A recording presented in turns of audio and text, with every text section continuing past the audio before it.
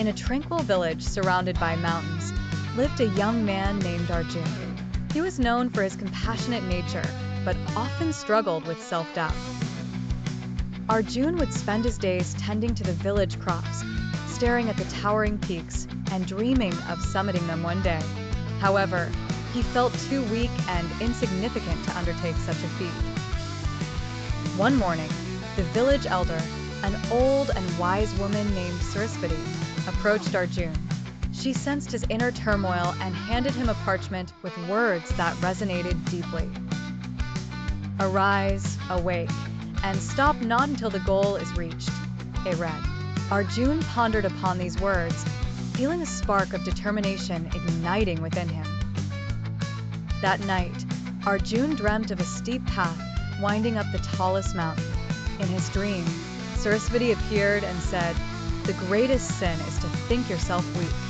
She pointed towards the peak and disappeared. Arjun woke up with an unfamiliar resolve. His heart told him that he had to conquer the mountain, but his brain warned him of the dangers. The following days were a blend of preparation and hesitation. Arjun's friends tried to dissuade him, but his heart spoke louder than his fears. In a conflict between the heart and the brain, follow your heart. Saraswati's words echoed in his mind. Arjun decided to take the risk. He knew that strength was synonymous with life, while weakness was akin to death. As he began his ascent, fear threatened to overwhelm him, but he reminded himself, "You cannot believe in God until you believe in yourself." His steps grew steadier as the altitude increased, bolstered by faith. The climb was arduous, fraught with moments that tested his limits. There were times he wanted to turn back, but he clung to another lesson. Take risks in your life. If you win, you can lead. If you lose, you can guide. With every challenging step, Arjun felt a transformation within. He was no longer just a humble villager, but was becoming a mountain warrior. When Arjun finally reached the summit, he looked down upon his village. The view was breathtaking, but it was the journey that truly mattered.